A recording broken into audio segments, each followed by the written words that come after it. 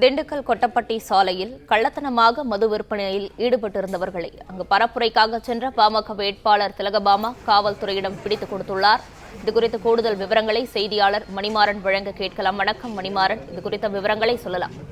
நாடாளுமன்ற தேர்தல் நாளை மறுதினம் தமிழகத்தில் வாக்குப்பதிவு நடைபெற உள்ள நிலையில் இன்று முதல் 3 நாட்களுக்கு அரசு மதுபான கடைகள் விடுமுறை அளிக்கப்பட்டுள்ளது. இந்நிலையில் தேசிய ஜனநாயக கூட்டணி கட்சியின் பாமக வேட்பாளர் திலகபாமா இன்று இறுதிக்கட்ட பரப்புரை மேற்கொண்ட போது திண்டுக்கல் புறவழிச்சாலையில் கொட்டப்பட்டி சாலையில் கள்ளத்தனமாக ஒரு குடோனில் மது விற்பனை செய்து கொண்டிருந்தனர். பரப்புரையில் ஈடுபட்டிருந்த திலகபாமா அதை கண்டு உடனடியாக வாகனத்தில் இருந்து கீழே இறங்கி குடோனுக்கு உள்ளே நுழைந்து கள்ளத்தனமாக மது விற்பனை செய்த விற்பனையாளரை சிறைப்பிடித்து தரையில் அமர்ந்து போராட்டத்தில் ஈடுபட்டார். உடனடியாக தொலைபேசி வாயிலாக மாவட்ட காவல்துறை கண்காணிப்பாளருக்கும் தகவல் கொடுத்து அந்த தகவலின் அடிப்படையில் திண்டுக்கல்லில் அரசு மதுபான கடை விடுமுறை என்றாலும் கள்ளத்தனமாக மது விற்பனை படுஜோராக நடைபெறுகிறது என்று நடவடிக்கை எடுக்க வேண்டும் என்று வலியுறுத்தினார் காவல்துறையிடம்.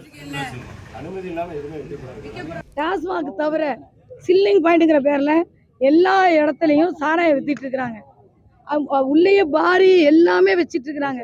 இது இந்த பகுதி காவல்துறைக்கு தெரியுமா தெரியாதான்னு எனக்கு தெரியல. அவங்களுக்கு தெரியாம இது எப்படி திறக்குது? நாங்கள் இன்னைக்கு பரப்புரை பயணத்தை தொடர்ந்து நடத்தி கொண்டு வருகிற போது இங்க பாக்குறோம், உள்ள குடிமக்கள் குடிச்சிட்டு வெளியேறத பார்த்தோன்னே நான் உள்ள போறேன். எல்லா சரக்கு பாட்டிலு சைட் டிஷ் எல்லாம் வச்சிருக்கிறாங்க. இப்போ உள்ள கடைக்காரரை பூட்டி இருக்கோம். ஆண்டிப்பட்டி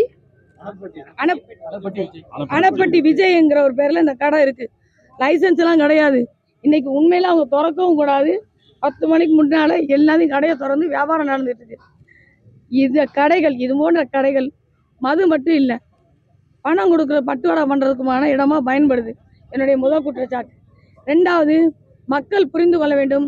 நேற்று பணம் பட்டுவாடா பண்ணதை இன்றைக்கு சாராய கடை மூலமா அமைச்சர்கள் திருப்பி வசூலிக்க முடிவு பண்ணிட்டாங்க. மக்களை 3 நாளும் போதையிலேயே வச்சிட்டு இருந்து அவங்களுக்கான ஓட்டா மாத்துறதுக்கான திட்டமிடல் இது ஜனநாயகத்துக்கு எதிரானது. ஜனநாயகத்தை கொடி தோண்டி புதைக்கிறது. இந்த பகுதி நாங்கள் பிடிச்ச இந்த பகுதியோட ஆய்வாளர், காவல் ஆய்வாளர் சஸ்பெண்ட் பண்ண போறோம்.